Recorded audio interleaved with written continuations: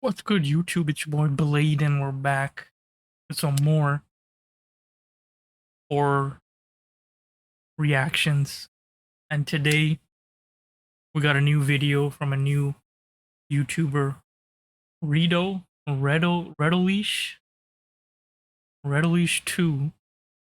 dropped a crazy video called "This Cute Japanese Horror Game is About."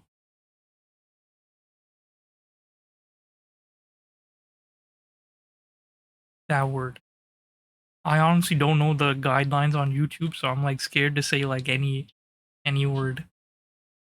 So without further ado, let's see how messed up this cute Japanese horror game is.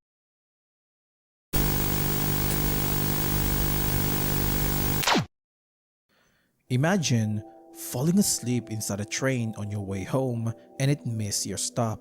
So now you're stuck in a foreign place filled with strange creatures who want to violate you. You're on That's OD. That's already crazy. Fall asleep on the train, miss your stop, and you're at some place. You're at some place where people want to, some creatures want to violate you. Now you're stuck in a foreign place filled with strange creatures who want to violate you. Your only option is to run, otherwise something terrible will happen. That is the premise of Mogeko Castle. Developed by Deep Sea Prisoner back in 2012 and then remade in 2014, Mogeko Castle tells the story of a high school girl named Yonaka Kurai who ends up in a strange place after she falls asleep on a train on the way home. To make things weirder, the place is filled with tiny cat-like creatures who have a strange obsession with high school girls and want to do perverted stuff to them. Disclaimer: the game contains gore and implied assault. It also treats serious topic, mainly sexual assault, as a joke. So if that kind of content upsets you, then you might not want to play this game. Chapter 1. Welcome to Mogeko Castle. The game begins with a cat-like creature talking to someone lying on the bed, asking if they've taken their medicine. It then asks if they want to listen to a bedtime story but warns the person that it's going to be very amusing, sad, violent, and pervy. The cat creature then begins its story and the scene shifts to a girl named Yonaka Kurai inside a train. She mentioned that her brother is coming home today. Shortly after that dialogue, we're now in control of Yonaka. On her right side are two girls complaining about transportation, and on the floor we can see a single piece of red pepper. Now this is a pickup item. There's a lot of items you can pick up in this game, ranging from 18 plus books and panties. For some reason, they offer no value to the game's progression besides having a funny description. No, you don't need 99 porn books or 99 of Yonaka's panties. There's no reason for you to collect them. Best to just ignore. Yo. That's a crazy item to have in the game, bro. We got corn books, and then we got 99 panties of our character that we're playing as. Crazy. Anyway, there's nothing much to do here, so Yonaka goes to sleep. Some time passed and she awakened by the sound of the train announcer announcing that they've arrived at Mogeko Station. This surprises Yonaka because in all her life she never heard of Mogeko Station before. Confused by her situation, she goes out to investigate. I guess she never watched horror movies to know that the curious one is the first to die. As she's walking through the empty station, Yonaka feels like something is watching her. When she turns to look, for a split second she sees a shadowy figure appear before disappearing. This freaks her out, but she dismissed it as nothing but her imagination. She continues on and eventually reaches the forest area where she meets a cat-like creature. At first, she mistakes the creature for a stuffed toy, but when it speaks, Yonaka is surprised.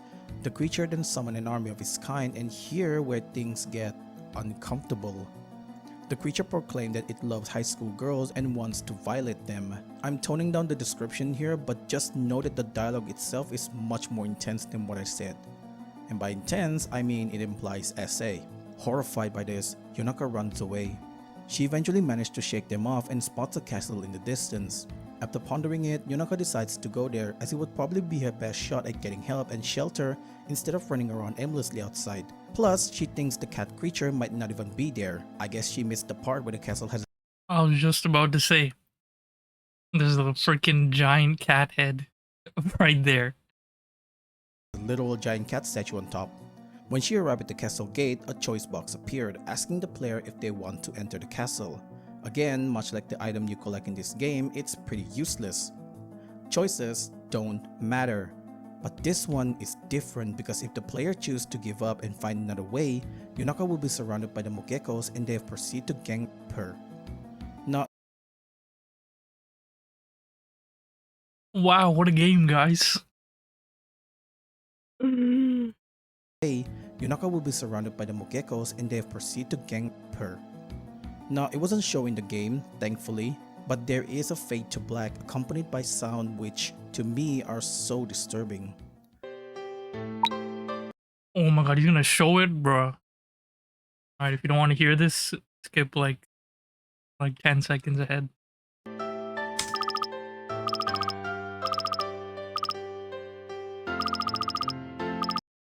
Or if you want to see my reaction to the sound, just mute it for like 10 seconds.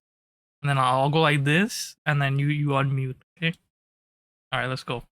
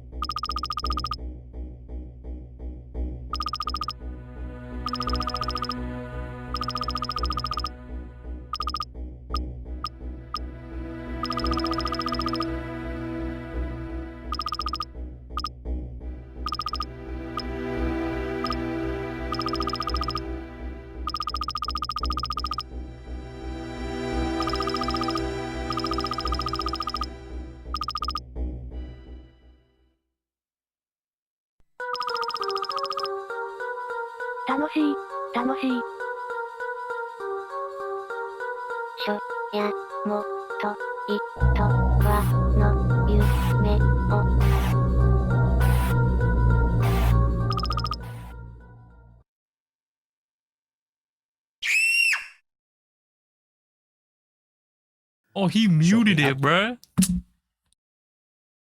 How are you gonna say that you're gonna play the audio and then mute it? Well, now you don't have to mute. After that, we get the first bad ending. And yes, you heard me. First bad ending. This game has a lot of bad endings, which I don't think I'll be covering all of them since they contain implied rape and a lot of gore. However, someone did make a compilation video of them, so if you're curious, you can see it for yourself. Oh, this is an old ass game, bro. 11 years ago. I might have to watch that. But I'm not watching it. I'm not reacting to that. Because I don't want. I should check if this video is age restricted. Anyway, after Yonaka enters the castle, we're treated to a flashback of her and her brother Shinya. And out of breath, Yonaka screams for her brother to slow down as she can't catch up. Her brother apologized because he was deep in thought, so he unintentionally ignored her, but reassured her that he isn't worried about his safety since he has Yonaka by his side. Here, we get to see that Yonaka and her brother are really close. A little too close if you ask me. The scene then shifts to the present day Yonaka, who is already inside the castle. While she's looking around, she sees the portrait of a Mogeko and finally realizes that going inside the castle might not be a good idea after all. But just as she was regretting her action, the door behind her locks and the Mogeko from before appeared in front of her. Yonaka screams in horror as she realizes she is now trapped with these creatures whose only goal is to get into her pants. Except she's not trapped. You see, the Mogekos are pretty dumb. So dumb that as soon as they corner her, they started arguing among themselves over who gets her first time. This gives Yonaka the chance to slip away and escape. Not only that, they put mealtime above everything else and will ignore Yonaka completely. Also, they love prosecutors so much that they're willing to do anything for it, which is why it's funny when you take it from them. Yonaka wanders around but eventually circles back to the entrance. At this point, she's about to give up, but suddenly, she hears a voice telling her to go to the room next to the stairs. Curious, she decides to follow the voice and finds a Mogeko relaxing inside. The strange Mogeko introduced himself and reassured her that he won't attack her since he preferred drinking tea rather than chasing after a high school girl. He then tells Yonaka that if she wants to escape, she needs to go to the upper floor. The strange Mogeko hands her a large knife for protection and explains that the knife is special since it can kill a Mogeko in one single hit. What a dumb creature! What made him think that he's safe? Oh, yo, you could kill him? Well, that's messed up, bro. You might. I don't know. This game could be pretty evil. We already know there's already one bad ending off rip. This guy could 100% betray us and do the bad things, so we might have to just kill him right here. I'm sorry, the temptation is too much. After murdering the innocent Mogeko, Yonaka continues on and we see her walking through an empty hall. She stops to look at a painting and wonders why are there so many of them in this castle. Suddenly, the Mogeko in the painting turns around and reveals himself to be none other than the Mogeko who chased her before. The Mogeko summons a horde of Mogekos and a chase scene happens where Yonaka successfully runs away from him. As she slams the door behind her, she can hear the perverted Mogeko threatening to do unspeakable things to her if they ever catch her. Disturbed by this, Yonaka immediately leaves the place through the door just across the room. The door takes her to a place where she met another friendly Mogeko called the Prosecutor Fairy. She heard about Yonaka and feels sorry for her, telling her that it was really unlucky for her to stumble into this castle. Thinking about what she can do to help her, the Prosecutor Fairy ponders for a while and finally decides to give her a key. Now, this isn't an ordinary key. Yonaka is given the master key that can unlock almost every locked door in this castle. After getting the item, Yonaka proceeds to the third floor. Things are going pretty well for her, but eventually she's caught by the Mogeko on this floor and thrown in jail. Here, she met a defect Mogeko who at first gives her the cold shoulder, but after learning that she met the Prosecutor Fairy, the defect Mogeko suddenly changed his attitude. He used the key to unlock the shackles, and as thanks for helping him escape, defect Mogeko promised to get her to the top floor and escape from this place. Arriving at the fourth floor, Yonaka noticed that a lot of Mogekos here seems dejected. It's like they've lost their will to live. Defect Mogeko explained that the Mogekos on this floor appear that way because of one single ruler. Now, this will be revealed later, so for now, all he can tell her is that the fourth floor is governed by a guardian named Mogeko. I know it's confusing, but her name is spelled Mogeko, with a hyphen between the ge and ko. According to him, she is known to be a ruthless dictator. Anyone she doesn't like will be crucified and tortured to death. Defect Mogeko sternly warns Yonaka that they need to avoid her at all costs. But what they don't realize is that Mogeko already knows about them.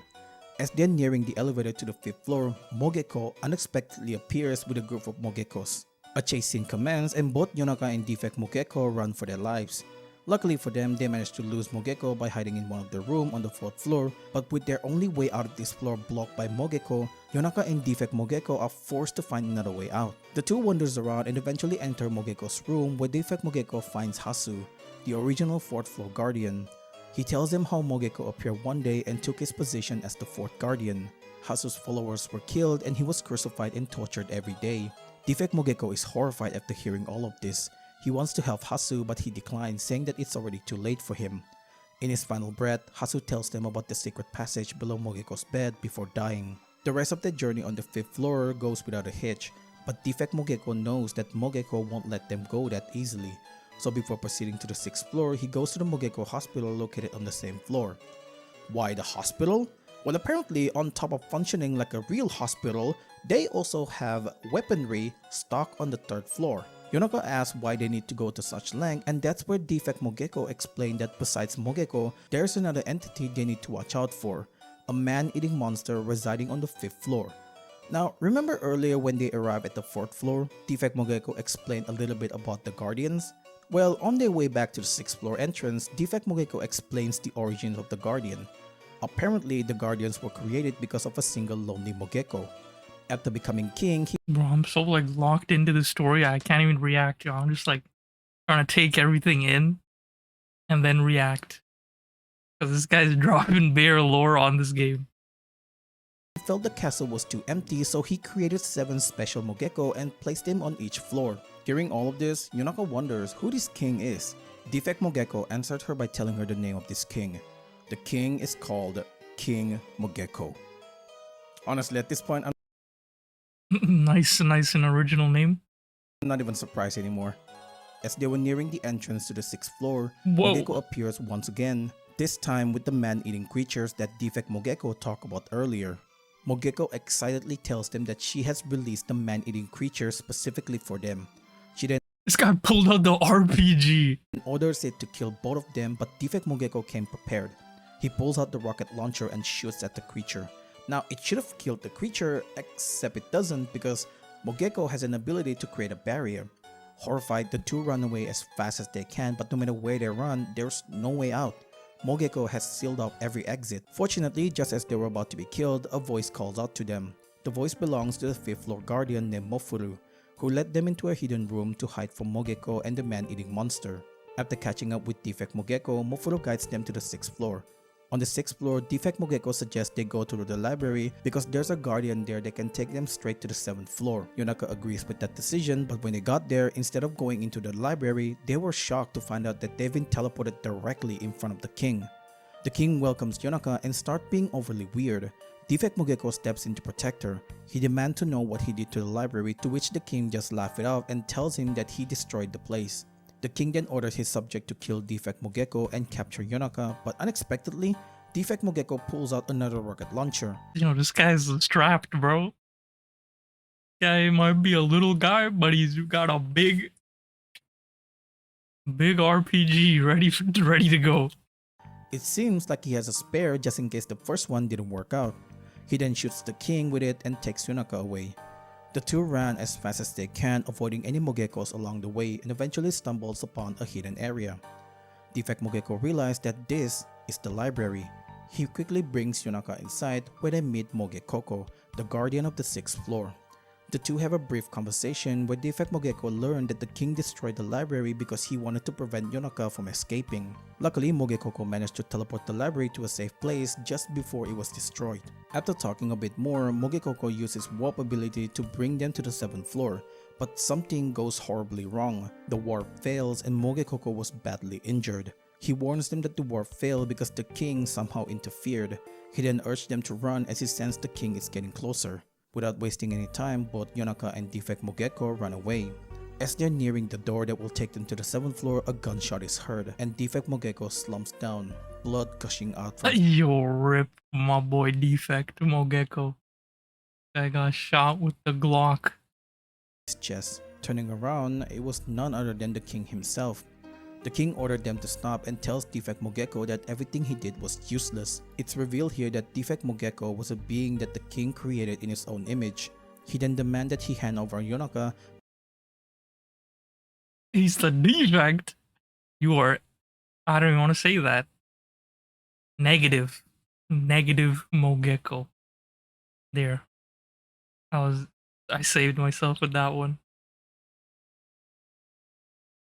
But Defect Mogeko has one more trick up his paws. He throws a can of tear gas which makes the king cry and use that opportunity to run away, but they didn't get far. While hiding from the king, Defect Mogeko confesses about his past and tells Yonaka everything about himself, how he was created and how he opposed the king because his rule were getting out of hand, and how he ended up in jail because of it. Sensing that his time is up, he tells Yonaka to run away to the 7th floor while he distracts the king. Yonaka refuses at first, but Defect Mogeko insists on her running away on her own since he knows he can't go anymore. With a heavy heart, Yonaka agrees to the plan. We then see Defect Mogeko saying his goodbye and confronted the king. A fierce battle commenced between the two, and for a while it seems like Defect Mogeko is winning. That is, until the king revealed his true form, a form that even Defect Mogeko has never seen before. Using this form, he swiftly defeats him and takes him to the garden. Bruh. It's got the freaking Illuminati eye, and now they're freaking crucifying my boy Defect Mogeko.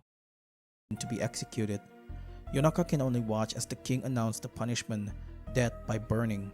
When everything calms down, she makes her way to the 7th floor and finally exits Mogeko land. Back in the real world, Yonaka wakes up inside a bus and wonders if everything was a dream.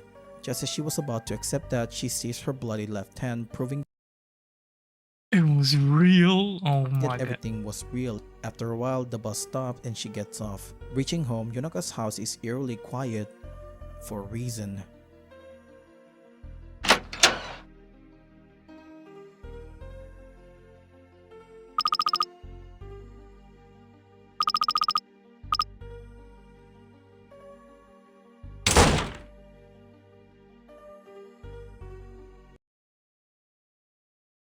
Hey yo, what did my brother do, man?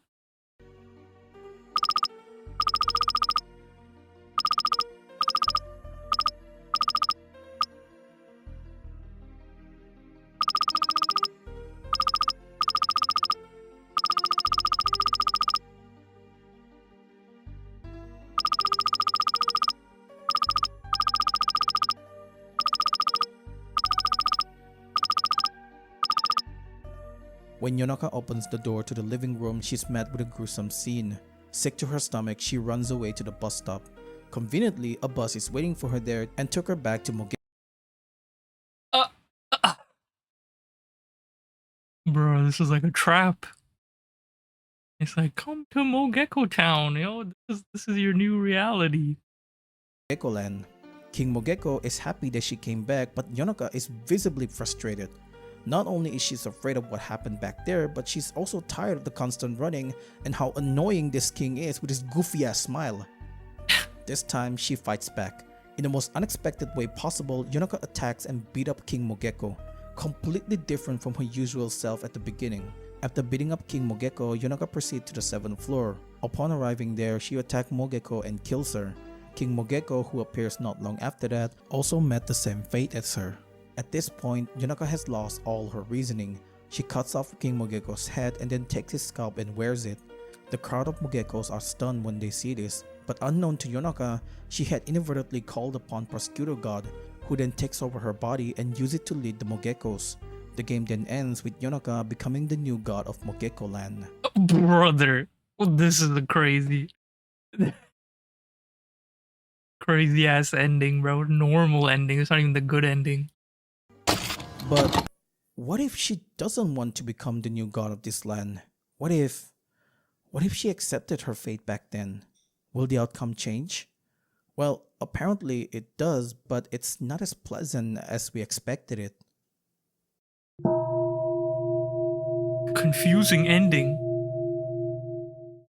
Continuing right outside the door on the 7th floor, Yonaka is given a choice this time. Go on the path of paradise or go on the path of falsehood. The first one is paradise, so this time she chooses the path of falsehood. She's then teleported back to her home and confronts her brother. This time, however, Yonaka decides not to run away and instead decides to die by his arm. But something unexpected happened. You see, Yonaka's plan was to fake stab him and then Shinya will kill her like he intended to in the first place. But unexpectedly, Shinya didn't dodge the knife but instead he let it pierce him. Yonaka is shocked to see that her brother let the knife through. In his final moment, Shinya apologizes for what he did and tells her not to blame herself too much as he wanted this to happen. The game then fades to black and shifts to the Mogeko we saw earlier at the start of the game, talking to the person on the bed. It's revealed here that the person on the bed is none other than Yonaka herself, and the Oh, what the hell? Mogeko that's talking to her is King Mogeko himself. It then ends with King Mogeko showing his true disgusting form while telling her the unpleasant things that he will do to her while she's in bed.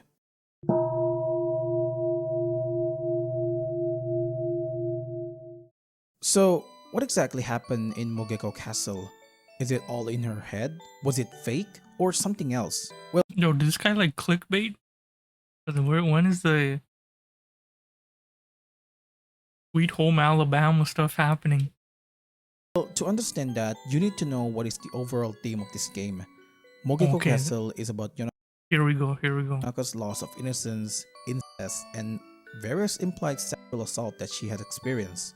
It's important to note here that Mogeko Castle does not exist. This place was a manifestation inside Yonaka's mind, which makes sense when it was revealed at the end of the game that the person we see at the start was Yonaka herself. This is where it connects with the whole manifestation inside Yonaka's mind. But that would mean Yonaka was already sick from the start and the whole game was just us reliving through her life, right? Correct. This is where things get confusing. To understand how she got into that situation, you need to know the backstory. Yonaka Kurai and her brother Shinya used to live together away from their parents for unknown reason. Yonaka was fine with this because ever since she was a kid, she loved her brother so she didn't mind staying with him. They were happy for a period of time, but then something happened to her brother. For unknown reason, he developed a split personality and this other personality is absolutely evil to the point where it overtook Shinya's true self. That's why at the end of the game, Yonaka said, "Brother, you're back," implying that the old Shinya had returned. Anyway, Yonaka's parent probably noticed Shinya's increasing violent behavior and Yonaka's love that goes beyond a normal sibling, so they decide to separate them. We don't know what they did, but we can assume that the parents might have sent Shinya to a boarding school. However, this didn't do anything though, as it made Yonaka love her brother even more. On the day the game takes place, Shinya comes home for the holiday with one purpose in mind: to kill their parents. Yonaka, torn between her love for her brother and the knowledge that he's going to murder their parents, purposely falls asleep on the train just to have an excuse to come home late because she knew what Shinya will do. When she got home, she discovered Shinya in the living room, all bloodied with a knife in his hand. He killed their parents. Yonaka was initially afraid of him and ran away, but during her ride in the bus, she realized that nothing will be resolved if she kept running. So she decided to accept her fate and die together with her beloved brother.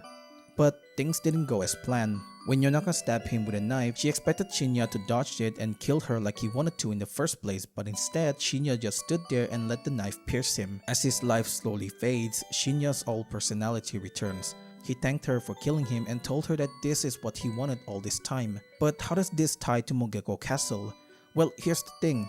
Like I mentioned earlier, Mogeko Castle does not exist. At least, not in the real world. You see, Mogeko Castle is nothing more than a figment of Yonaka's imagination. It was created by Yonaka to cope with the traumatic event that happened in her life. One thing you have to know about Yonaka is that she is a quiet girl, which makes her the target of perverted people. It was already stressful for her to endure those kind of treatment. Now, add the death of her brother to the mix, and it caused her a complete mental breakdown and she was hospitalized as a result. In a way, you can say that Mogeko Castle represents the hospital, but the institute was horrible and Yonaka ended up worse than what she started. The Mogekos represent how she sees people who looked at her with lust, which makes it worse when you think about it because several bad endings of this game imply that she was raped or worse. But still, not all Mogekos are bad. Some were friendly and nice, which means that she does know how to differentiate people from good and bad. As for the 7 special Mogekos, to me, I think they represent certain people who she met and also her inner personality. Somewhat strange Mogeko could be a random stranger who offered her help or advice. Prosciutto Fairy could be a mother figure, someone that she looked up to when she was separated from her brother. Hatsu could be a religious group that she might have been a part of during her separation from her brother. It must have had a huge impact on her since all the Mogekos we see in this game worship a godlike being called Prosciutto. Mofuru could be an emotional pet that she owns in order to cope with her separation. Mogekoko could be a hobby of learning to cook for her loved one. Blood Spirit Mogeko could be a representation of her shyness or loss of innocence. The reason for that was because he was the only Mogeko that is red and bloody. But if we wanted to get darker, then this Mogeko represents her losing virginity through, Nega Mogeko or Defect Mogeko Bruh. could be a representation of her willpower and determination, and Mogeko, the only humanoid Mogeko, represents Yonaka's suppressed violent tendency and insanity. Finally, King Mogeko represents her caretaker at the hospital. Now with all of this information, I suddenly realized something horrifying. In the game, we can see that King Mogeko was a perverted, lustful individual, and in the second ending, it ended with King Mogeko telling Yonaka that he will take advantage of her by doing something while she's asleep. What if Yonaka was aware of it but couldn't do anything? She can only watch as the caretaker did something to her. Traumatized by all of this and with everything that's been going on inside her life, she created Mogeko Castle, a place where she can escape reality and not think about the bad things. Only it didn't work and the trauma followed her into that place. When you think about it, this game is pretty tragic. Thank you guys so much for watching. It's good to be back making RPG Maker videos again. I forgot that the more simple the game is, the more terrifying it is. Again, thank you so much for watching, and if you enjoy my videos, don't forget to subscribe so you get to see more content like this. Like the video so I know you enjoy this. Check out my previous video if you haven't yet, and become a member to support the channel and get more interesting. Damn. That was crazy. I was too locked in, not gonna lie. Because he was dropping so much lore, it wasn't even funny, bro. I was like, okay, I need to understand it. Now, that's a crazy game. Bare twists. A lot of lore. The twists are crazy. But now after learning everything, it's just sad. I thought it was just like some not mental, but messed up person's freaking game that they made where they did the bad stuff to the girl. But this was a lot more than that. With her making this place as an escape, but it didn't matter. Yep, there was too much sister and brotherly love that unfortunately ended like that. That's a very interesting game, Ogeko Castle. That was W video, man. W video from the man eh, Reddoliche2. W video, I'm gonna like that. I'm gonna sub. Oh, I'm already subbed. Alright, I'll definitely watch. I'm pretty sure this guy covers like all horror game, like messed up Japanese horror games. I think they all use the same program, RPG Maker. I swear like the most iconic Japanese horror games, like back in the days, they all used RPG Maker. So I'm gonna guess like most of these are gonna be RPG Maker games. But yeah, that was the cute Japanese horror game that was about Sweet Home Alabama. About too much brotherly sisterly love. If you guys like the video, make sure to give it a thumbs up. Shout out Reddoliche2 and make sure to sub to him. Like his video. He's almost at 100K, bro. 7,000 more subscribers. 93K. W Mans, W Video. If you guys like it, make sure to give it a thumbs up. And if you're new here, thanks for staying till the end and watching. And subscribe for more horror reactions. And I'll see y'all in the next video. Peace.